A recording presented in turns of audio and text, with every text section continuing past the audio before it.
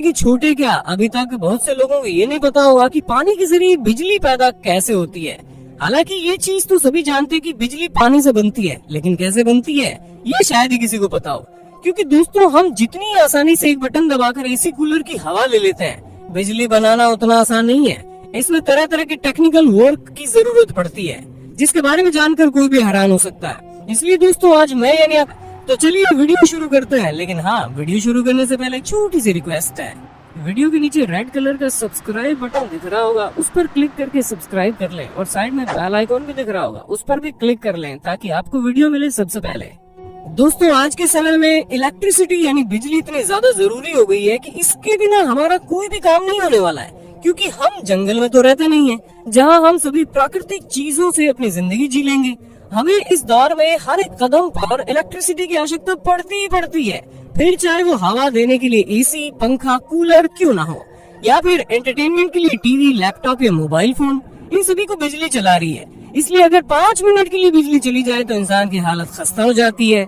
जिसकी सबसे बड़ी वजह यही है कि हमारा हर एक काम बिजली से चलता है। अगर हम टेक्नोलॉजी की बात करें तो टेक्नोलॉजी से पहले इलेक्ट्रिसिटी का आना बहुत जरूरी है।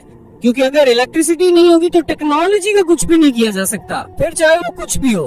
क्योंकि अगर आप इतने एडवांस भी हो गए हैं कि आपका सभी काम रोबोट करेंगे, तो उन रोबोट को चार्ज करने के लिए आपको इलेक्ट्रिसिटी की जरूरत तो पड़ेगी ना। ऐसे में दोस्तों, इलेक्ट्रिसिटी जनरेट करने के कई सारे तरीके हैं। इससे कभी सूरज से जनरेट किया जाता है तो कभी हवा से, लेकिन जो तरीका सबसे ज्यादा यूज होता है वो है पानी, जिसे हम हाइड्रो पावर प्लांट कहते हैं। पानी से बिजली बनाने के लिए सबसे ज्यादा जरूरी है पानी, और इसकी वजह से नदियों को रोककर बांध बनाया जाता है, जिन्हें हम डैम कहते हैं। और इन्हीं डैम के जरिए हम पानी को न सिर्फ रोकते हैं बल्कि उसे बिजली बनाने के काम भी लेते हैं।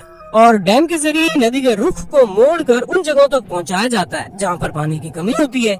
यानी कि सबसे पहले तो आप ये बात अच्छे से समझ लो कि पानी से बिजली बनाने में सबसे अहम भूमिका डैम ही निभाता है, जहाँ वो पानी के फ्लो को और ज्यादा तेज करके बिजली बनाने में सहायता करता है। डैम के अंदर मोटर की तरह दिखाई देने वाले टरबाइन और जनरेटर लगे रहते हैं, और फिर पानी के फ्लोर को धीरे धीरे आगे की तरफ छोड़ा जाता है, जिस वजह से पानी बहता हुआ टरबाइन तक पहुंचता है, और इसी बहाव की वजह से टरबाइन घूमता है। दोस्तों, जैसे जैसे पानी के फ्लो का इस्तेमाल करके हम टरबाइन को घुमाते हैं, वैसे ही जनरेटर को पावर मिलती है, और फिर जनरेटर चलना शुरू हो जाता है। और जब जनरेटर चलता है तो ऑटोमेटिकली बिजली का भारी मात्रा में उत्पादन होता है। दोस्तों, अगर आपको अभी भी नहीं समझ में आया तो हम आपको बता दें, जैसे जैसे पानी का फ्लो टरबाइन को घुमाता है, वैसे वैसे टरबाइन घूमना शुरू होता है। और जब टरबाइन घूमता है तो उसी से पावर लेकर जनरेटर भी घूमना शुरू कर देता है, और तब जाकर जनरेटर के घूमने से बिजली का उत्पादन होता है। और ये जनरेटर और टरबाइन बहुत ज्यादा वाट के होते हैं, जो एक एक दिन में बहुत सारी बिजली जनरेट करते हैं। हालांकि दोस्तों, आप लोगों ने छोटे जनरेटर भी देखे होंगे जो केरोसिन ऑयल की मदद से चलते हैं और बिजली का उत्पादन करते हैं। इसी तरह अगर हम विंड एनर्जी से इलेक्ट्रिकल एनर्जी का कन्वर्जन जाने तो दोस्तों, हम आपको बता दें, विंड एनर्जी में बड़े बड़े टरबाइन लगे रहते हैं, जिनकी मदद से उन टरबाइन में लगे पंखों को हवा के सहारे घूमने पर पावर जनरेट होती है, और वही पावर जनरेटर में आ जाती है, जिसके बाद जनरेटर बिजली का उत्पादन करता है।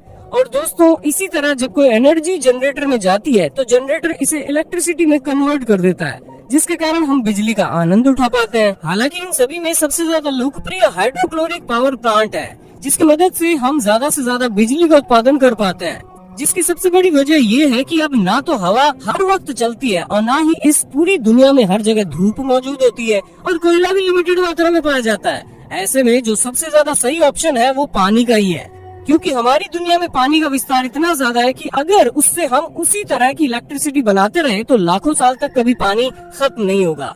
ऐसे में इन्हीं सब चीजों को देखकर वैज्ञानिक इस तरह की टरबाइन और जनरेटर का निर्माण करने में लगे हैं, जो ज्यादा से ज्यादा इलेक्ट्रिसिटी जनरेट कर सके। क्योंकि जाहिर सी बात है कि जहां हम पहले लालटेन और मोमबत्तियों का इस्तेमाल करके अपने घरों में रोशनी करते थे, वहां भी ये सभी चीजें जितनी रोशनी क्यों ना करते, हमें अंधेरा ही लगता है। और अगर हम पंखे की बात करें तो पहले हाथ वाले पंखे ही चला करते थे। वैसे पहले के समय में जब बिजली नहीं थी तो पंखों की उतनी ज्यादा जरूरत नहीं पड़ती थी, लेकिन वातावरण गर्म जरूर रहता था, लेकिन इतनी ह्यूमिडिटी नहीं होती थी जितनी आज होती है। इसी कारण लोग पहले के समय में बिना पंखे कूलर के रह लेते थे, लेकिन आज ऐसा कुछ भी करना संभव नहीं है, खास करके शहरी इलाकों में, जहाँ पर इमारतों की वजह से प्राकृतिक माहौल मिल पाना बड़ा मुश्किल है। और इसी वजह से बिजली का निर्माण होना भी बहुत जरूरी है, वरना बिना बिजली के आप खुद ही सोचिए क्या क्या हो जाएगा। बाकी दोस्तों वक्त है आपसे अलविदा लेने का। आपको हमारी वीडियो